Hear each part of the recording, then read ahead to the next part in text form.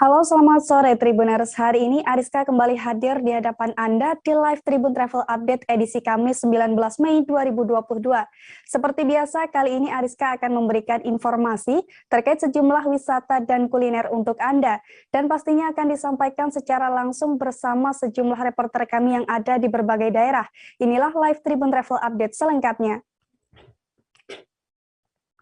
Tribuners, untuk mengawali informasi kali ini, kita akan melihat sejarah dari Pasar Gede Harjonagoro. Pasar tertua di kota Solo, Jawa Tengah ini dulunya dibangun pada zaman Pakubuwono X, Tribuners. Dibangun dengan bantuan dari arsitek Eropa, Pasar Gede Harjonagoro memiliki bangunan yang memadukan antara arsitektur Jawa dan Belanda. Dan bagaimana sejarah lengkapnya akan disampaikan oleh Leonardus Vikal dari Warta Kota. Silahkan, Leo. Baik, terima kasih Ariska. Pasar Gede Harjonagoro merupakan pasar tertua di Solo, Jawa Tengah. Hal tersebut disampaikan oleh pegawai pengelola Mulyono saat ditemui pada Senin 16 Mei 2022. Mulyono mengatakan pasar gede dibangun sekitar tahun 1927. Diresmikannya 3 tahun setelahnya atau pada tahun 1930. Dahulu pasar ini dibangun waktu zaman Pakubuwono ke-10 melalui bantuan arsitek dari Eropa, bantuan arsitek dari Eropa, Insinyur Herman Thomas Katzen. Pasar Gede Harjonagoro sudah melewati 3 masa pemerintahan, yaitu masa kerajaan, masa postkolonial, dan masa kemerdekaan. Mulyono mengatakan beberapa bangunan yang berada di kawasan Pasar Gede Harjonagoro sudah masuk dalam bagian dari cagar budaya. Bangunan Pasar Harjonagoro merupakan perpaduan dari arsitektur Jawa dan Belanda. Tangan dingin Thomas Karcher membuat tampilan depan Pasar Gede Harjonagoro ini tak bakal bosan untuk dilihat oleh pengunjung. Mulyono mengatakan arsiteknya membuat interior bangunan dengan struktur benteng lebar dan panjang. Salah satu contoh ada pada tampilan 9 jendela yang ada di muka pasar. Atap yang dibuat cukup tinggi membuat kesan tidak sumpek bagi para pengunjung. Selain itu, Mulyono juga mengatakan Karchen membuat bangunan Pasar Gede Harjonagoro menjadi 2 lantai. Ruang pengelola pasar ditempatkan di lantai atas tepat di balik 9 jendela besar tersebut. Alasan penempatan ruang pengelola supaya dapat dengan leluasa mengontrol keadaan di berbagai arah. Demikian laporan dari Leon, kembali kepada rekan Ariska di studio. Baik, terima kasih Leonardus Vikal dari Warta Kota atas informasi Anda. Dan Tribuners, dari Solo kita akan menuju ke kawasan Puncak Bogor. Di sana ada satu wisata menarik yang bisa menjadi tujuan Anda, Tribuners, yakni Bukit Gantole Paralayang Puncak. Tempat take off para atlet paralayang ini menyajikan panorama alam yang mempesona, Tribuners. Saat cuaca bagus, Anda bisa melihat aktivitas paralayang di sana. Selain itu, saat siang hari Anda juga disuguhkan dengan awan hingga kabut puncak dari ketinggian. Dan bagaimana keindahan di sana akan disampaikan oleh rekan Muammar dari Tribun Bogor. Silahkan Muammar. Baik, terima kasih rekan Ariska.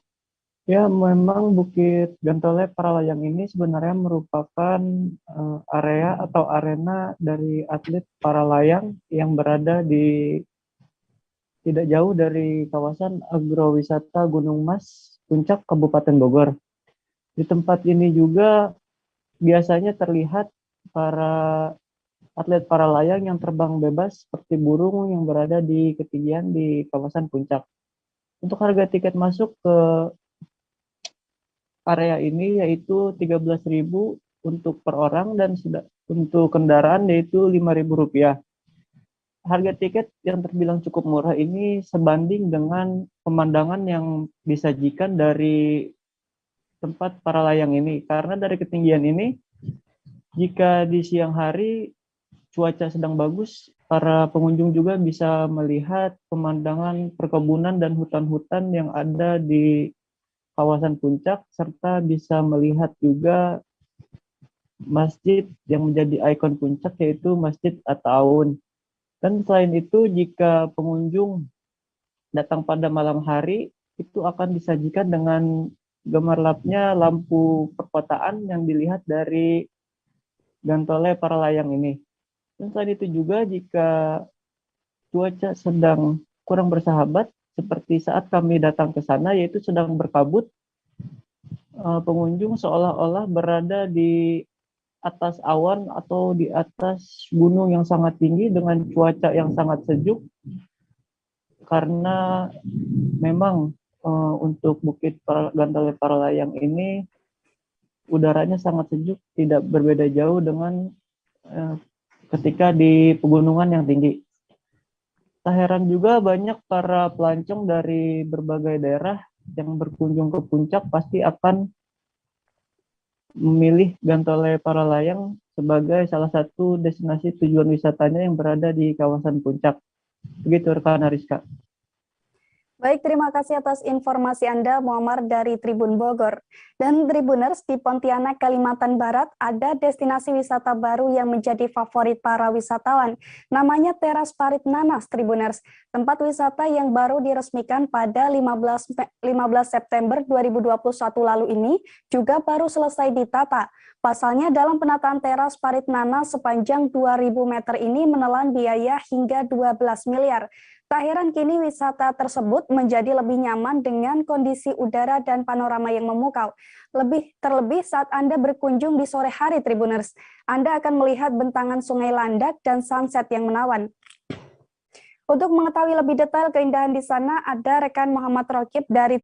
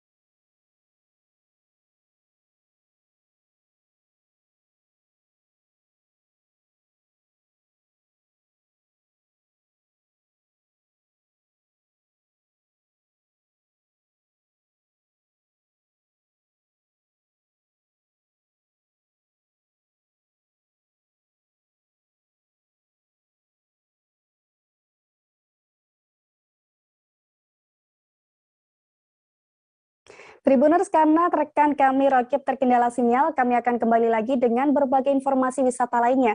Tetap bersama kami di Live Tribun Travel Update. Di 6 hari Syawal itu. Oke, apa kabar Bang Arif di sini untuk strateginya? Kalau saya sendiri di Jumit 37 ini yang semalam baru mulai, Apa yang saya dirasakan udah Kak Fernita? Sebenarnya aku nggak ngerasain penangkapan atau penggerebegan atau apapun itu, karena gini loh, posisinya aku Kriteria. lagi main. Jadi kita mengenal disebut dengan stroke yang tidak berdarah dengan stroke yang berdarah.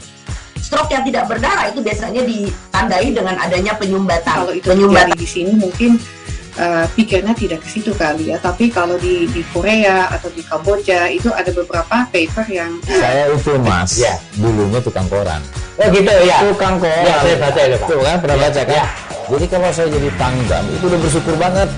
Si anak ini dijadikan sebagai tersangka begitu. Ya, kalau ini kita bicara yang di luar kasus Bongombo ya. Dikenal dengan nama hujan shower, di mana terdapat batas jelas antara daerah hujan dan tidak hujan yang biasanya terjadi pada fase awal mature stage atau tahap berbahaya dewasa. itu Kang.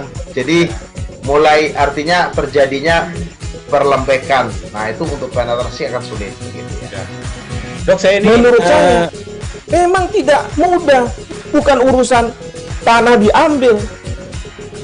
Kalau misalnya Amerika Serikat sekarang, Rasulullah mengatakan dalam sebuah hadis bahwa berpuasa di 6 hari Syawal itu.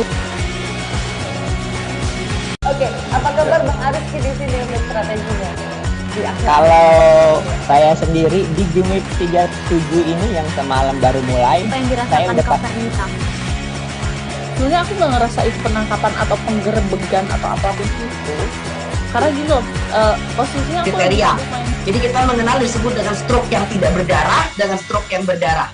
Stroke yang tidak berdarah itu biasanya ditandai dengan adanya penyumbatan. kalau itu terjadi di sini mungkin pikirnya tidak ke situ kali ya, tapi kalau di Korea atau di Kamboja itu ada beberapa paper yang Saya itu mas, dulunya tukang koran. Oh gitu ya. Tukang koran. Ya, saya baca itu Pak. Tuh kan pernah baca kan? Ya. Jadi kalau saya jadi tanggam itu udah bersyukur banget. Si anak ini dijadikan sebagai tersangka begitu. Ya, kalau ini kita bicara yang di luar kasus Bongombo ya. Dikenal dengan nama hujan shower, di mana terdapat batas jelas antara daerah hujan dan tidak hujan yang biasanya terjadi pada fase awal mature stage atau tahap Berbahaya dewasa. itu Kang. Jadi mulai artinya terjadinya perlembekan. Nah itu untuk penetrasi akan sulit. Gitu ya. Dok, saya ini menurut saya memang tidak mudah, bukan urusan tanah diambil. Kalau misalnya Amerika Serikat sekarang, Rasulullah mengatakan dalam sebuah hadis bahwa berpuasa di 6 hari Syawal itu. Oke, apa kabar Bang Arif di sini untuk strateginya? Kalau saya sendiri di Jumit 37 ini yang semalam baru mulai, Apa yang saya dirasakan udah Kak Fernita? Sebenarnya aku nggak ngerasain penangkapan atau penggerebegan atau apapun itu, karena gini loh, posisinya aku lagi Kriteria. main. Jadi kita mengenal disebut dengan stroke yang tidak berdarah dengan stroke yang berdarah. Stroke yang tidak berdarah itu biasanya ditandai dengan adanya penyumbatan. kalau itu terjadi di sini mungkin pikirnya tidak ke situ kali ya, tapi kalau di Korea atau di Kamboja itu ada beberapa paper yang Saya itu mas, dulunya tukang koran. Oh gitu ya. Tukang koran. Ya, saya baca itu Pak. Tuh kan pernah baca kan? Ya. Jadi kalau saya jadi tanggam itu udah bersyukur banget. Si anak ini dijadikan sebagai tersangka begitu. Ya, kalau ini kita bicara yang di luar kasus Bongombo ya. Dikenal dengan nama hujan shower, di mana terdapat batas jelas antara daerah hujan dan tidak hujan yang biasanya terjadi pada fase awal mature stage atau tahap Berbahaya dewasa. itu Kang. Jadi mulai artinya terjadinya perlembekan. Nah itu untuk penetrasi akan sulit. Gitu ya. Dok, saya ini menurut saya memang tidak mudah, bukan urusan tanah diambil. Kalau misalnya Amerika Serikat sekarang, Rasulullah mengatakan dalam sebuah hadis bahwa berpuasa di 6 hari Syawal itu. Oke, apa kabar Bang Arif di sini untuk strateginya?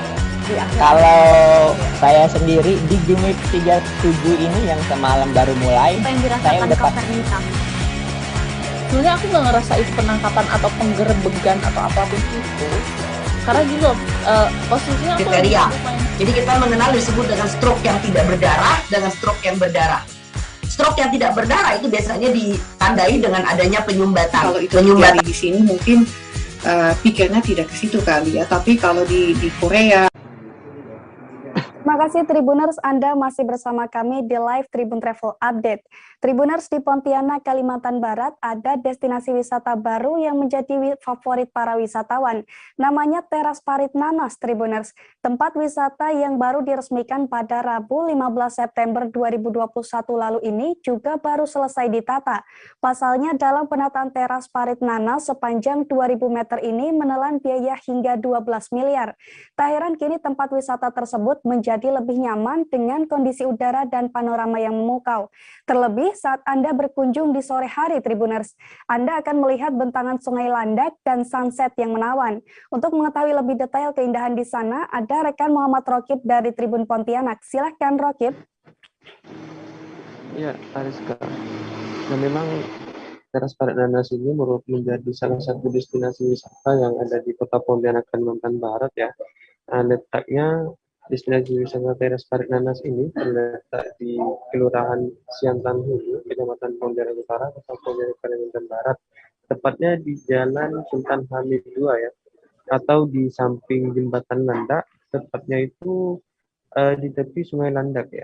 Itu ketika kita berkunjung ke Teras Parit Nanas ini, kita akan melihat bentangan Sungai Landak. Kemudian jika berkunjung pada sore hari ini, kita akan melihat keindahan sunset ya pada sore hari.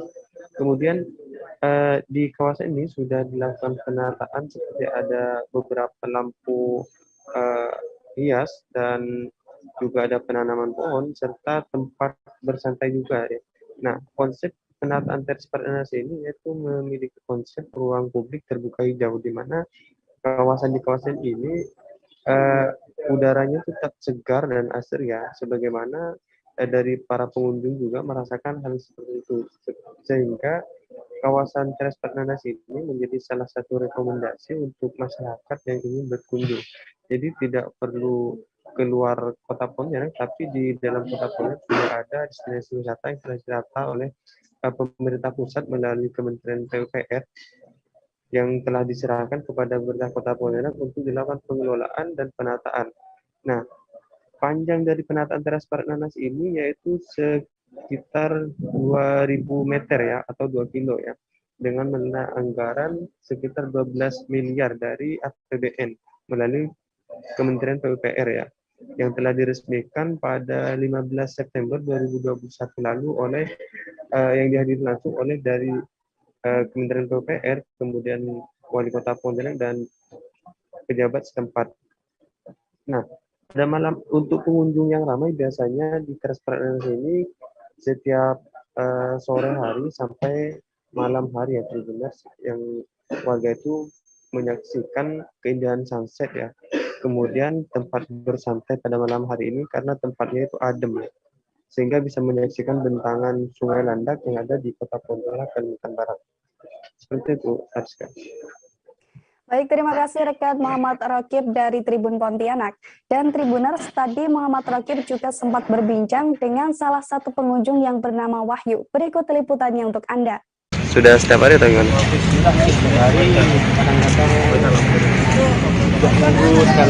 Seminggu sekali ya. Alasannya memilih tempat Teras Parit Nanas ini gimana sih Bang? Mungkin? Kita biasa bawa anak-anak jalan. Suasananya adem ya, tenang gitu ya. Di sungai kan.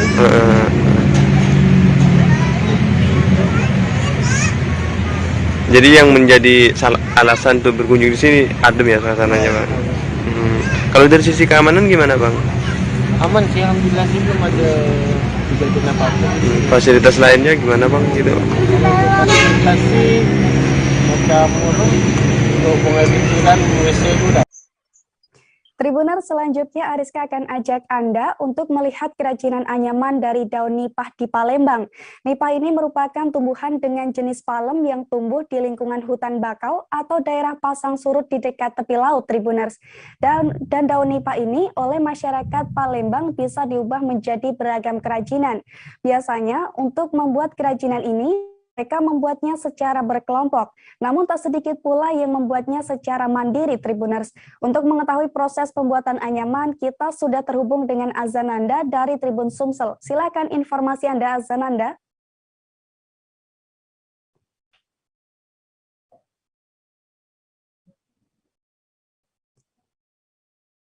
Halo, Azananda.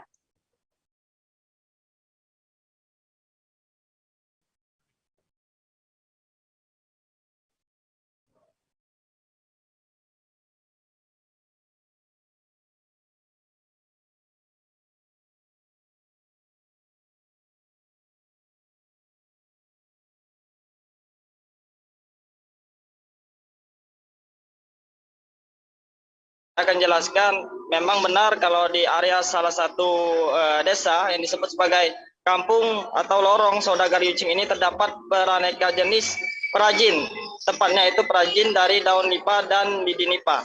Jadi memang daerah tersebut terkenal dengan banyaknya perajin dari daun nipah. Daun nipah pun itu beraneka jenis yang dibuat, yang dijadikan sebagai tempat alat bahan atau dapur ya, yang biasa mereka buat sebagai kerajinan tangan. Dan ini juga merupakan salah satu mata pencaharian mereka setiap harinya. Bisa saya katakan lagi bahwa kerajinan tangan ini yang biasa masyarakat dari desa lorong Saudagar Yucing ini buat itu mulai berawal daripada tahun 1977. Dan kerajinan tangan itu pula bermula dari turun-temurun. Ceritanya itu memang dari turun-temurun dan ini sudah ada sejak 1977. Juga biasanya dari kerajinan tangan ini mereka membuat beraneka jenis seperti piring, senek tahu yang biasa untuk tahu, juga untuk kemplang ya, biasanya makanan khas dari Palembang itu kemplang, juga wadah-wadah serta piring kecil untuk gado-gado dan juga sendok ataupun gelas yang khas kecil yang terbuat dari daun nipah. Jadi memang biasanya juga mereka ini menjual ataupun berdagang juga itu biasa dilakukan di pasar-pasar sekitaran Palembang, khususnya di pasar Jakabareng, Cinde, hingga beberapa pasar tradisional yang ada di daerah Palembang. Dan juga tak terkecuali juga terkadang mereka juga membawa kerajinan tangan mereka itu untuk dijual atau dipopulerkan ke area luar ya, tempatnya tempat wisata, apalagi kalau misalkan banyak yang orang berdatangan dari wisata luar daerah yang pengen mencari tahu ini kerajinan tangan khas dari daun nipah tersebut, karena memang daun nipah ini sendiri berbeda dari pembuatannya, karena memang untuk khusus pembuatan kerajinan ini memang harus menggunakan daun nipah, jadi tidak bisa menggunakan daun-daun yang lain. Itu yang kata dari warga sekitar, salah satu perajin yang berada di desa Saudagar Yucing tersebut. Mungkin seperti itu, Ariska, demikian. Baik, terima kasih rekan Azananda dari Tribun Sumsel atas informasi yang Anda sampaikan. Selamat bertugas kembali. Tribuners, selanjutnya Ariska akan berikan rekomendasi tempat nongkrong untuk Anda yang ada di Bandar Lampung. Ada Trips Coffee, Tribuners. Trips Coffee ini menyediakan tempat yang nyaman dan fasilitas yang cukup lengkap. Selain itu, Anda juga bisa menikmati kopi, non-kopi, dan beragam menu lezat lainnya di sini. Dan menariknya, bulan ini Trips Coffee tengah memberikan promo hingga 15.000 untuk semua varian, Tribuners. Nah, menu apa saja akan disampaikan oleh Agustina Suryati dari Tribun Lampung. Silahkan, Agustina. Ya, baik. Terima kasih, Ariska. Jadi bagi Tribuners yang sedang berada di kota Bandar Lampung, khususnya di Jalan Pagar Alam, Tribuners bisa mampir ke Drips Coffee, di mana di tempat tersebut Tribuners bisa menikmati kopi sambil santai di sana. Dan Drips Coffee ini menyediakan fasilitas yang mendukung sehingga membuat para pengunjungnya nyaman ketika nongkrong di Drips Coffee. Jadi fasilitas yang ada di Drips Coffee tersebut Tribuners bisa dinikmati, yakni ada wifi gratis, lalu ada juga fasilitas tempat duduk yang nyaman dan juga ada sofa. Selain itu ruangan juga dingin ber-AC. Dan Tribuners juga bisa mencoba berbagai varian menu minuman kopi yang ada di Drips Coffee tersebut. Dan minuman kopi tersebut jadi ada sekira 6 jenis kurang lebihnya, dan untuk keseluruhan minumannya itu ada 23 varian. Jadi selain kopi juga ada juga non-coffee apabila Tribuners tidak suka dengan kopi. Tribuners juga bisa mencoba teh yang ada di Drips Coffee tersebut. Jadi untuk jam operasional Drips Coffee ini dibuka pada pukul 10 pagi sampai dengan pukul 8 malam ya. Jadi Tribuners juga bisa mencoba promo gratis yang ada di Drips Coffee tersebut. Nah, Tribuners bisa segera mengunjungi ke sana karena pada bulan ini Drips Coffee juga menyediakan harga spesial 15.000 untuk seluruh varian minuman yang ada di Drips Coffee tersebut ya. Jadi untuk tanggal berlaku promo tersebut belum bisa dipastikan oleh salah satu karyawan Drips Coffee. Promo berlaku hingga masa yang berlaku dan ditentukan oleh Drips Coffee-nya sendiri. Tribuners bisa langsung menuju ke Drips Coffee yang beralamat di Jalan Pagar Alam nomor 51D di Kota Bandar Lampung ya. Sekian Ariska. Baik, terima kasih atas rekomendasi Anda, Agustina Suryati dari Tribun Lampung. Selamat bertugas kembali. Tribuners, pada 23 Mei mendatang, Kelurahan Pobundayan, Kecamatan Kota Mobagu akan menginjak usia ke-15 tahun. Untuk merayakan hari ulang tahun tersebut, Kota Mobagu akan menggelar sejumlah perlombaan yang menarik, seperti tarik tambang dan hadang tingkat RT Tribuners. Pasalnya kegiatan ini dilaksanakan selama 7 hari, yakni mulai tanggal 17 hingga tanggal 23 Mei mendatang. Untuk mengetahui lebih lanjut, sudah ada Suryani Buhang dari Tribun Manado yang akan melaporkannya untuk Anda. Silahkan Suryani.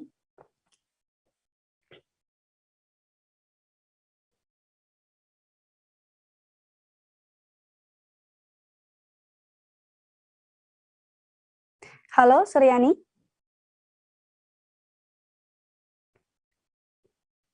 Rekan Ariska, saya dari Tribun Manado, Kota Baru yang Jaring. Ya, halo. Ya, silakan informasi Anda. Ya, baik rekan Rizka. Dalam rangka ulang tahun Kota Mago yang ke-15 tahun yang akan jatuh pada tanggal 23 Mei nanti, di mana setiap kelurahan dan desa menggelar perlombaan untuk meramaikan HUT Kota Mago, ya salah satunya di Kelurahan Pobundayan di Kecamatan Kota Mago Selatan, di mana menggelar lomba tarik tambang dan hadang yang kita ketahui kalau hadang itu seperti kelar, ya seperti kita saksikan tadi malam, itu cukup ramai dari berbagai selain warga Kelurahan Pobundayan. Baik rekan Ariska. Baik, terima kasih atas informasi Anda, Suryani Buhang dari Tribun Manado. Tribuners, informasi terakhir, Ariska akan ajak Anda untuk melihat Bandar Udara Naha di Kabupaten Kepulauan Sangihe perbatasan NKRI. Bandar Udara Naha merupakan bandara yang melayani Kota Tahuna, Kabupaten Kepulauan Sangihe, Provinsi Sulawesi Utara, Tribuners. Bandar udara ini memiliki ukuran landasan pacu 1.600 x 30 meter. Bandar Udara Naha berada tak jauh dari pusat kota, yakni hanya 16 km saja.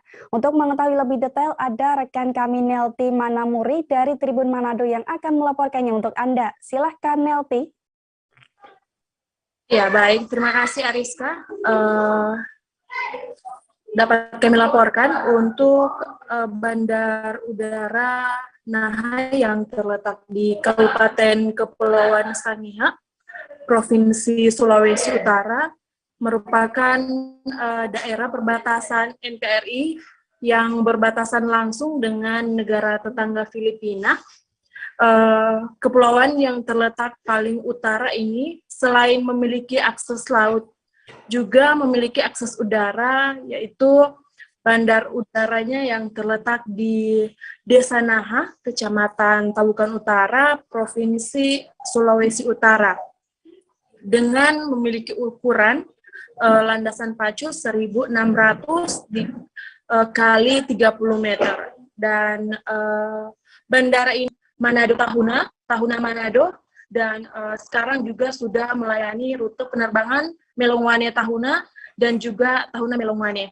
Sedangkan untuk perjalanan menggunakan pesawat ini hanya memerlukan waktu kurang lebih 45 menit, itu perjalanan dari Manado ke Tahuna maupun dari Tahuna Manado. Sedangkan untuk Melongwane Tahuna kurang lebih 20 menit. Begitu juga sebaliknya. Dan untuk jadwal penerbangan sendiri dilakukan setiap 3 kali seminggu. Dan adapun biaya transportasi Manado Tahuna itu dengan biaya Rp5.100 per orang, dan untuk Naha Manado 526.600 per orang. Dan untuk Manado Melongwane 837.200 per orang, dan Melongwane Manado 742.200 per orang. Dan Naha Melongwane itu Rp336.300 per orang. Dan harga itu pun tidak paten, bisa berubah sewaktu-waktu. Sekian, Ariska. Baik, terima kasih Nelti Manamuri dari Tribun Manado. Dan Tribuners, informasi tersebut sekaligus mengakhiri perjumpaan kita pada live Tribun Travel Update kali ini. Nantikan informasi lainnya hanya di Tribun News. Dan saya Ariska Khairina beserta segenap kru yang bertugas pamit undur diri. Terima kasih dan sampai jumpa. Jangan lupa like, subscribe, dan share ya!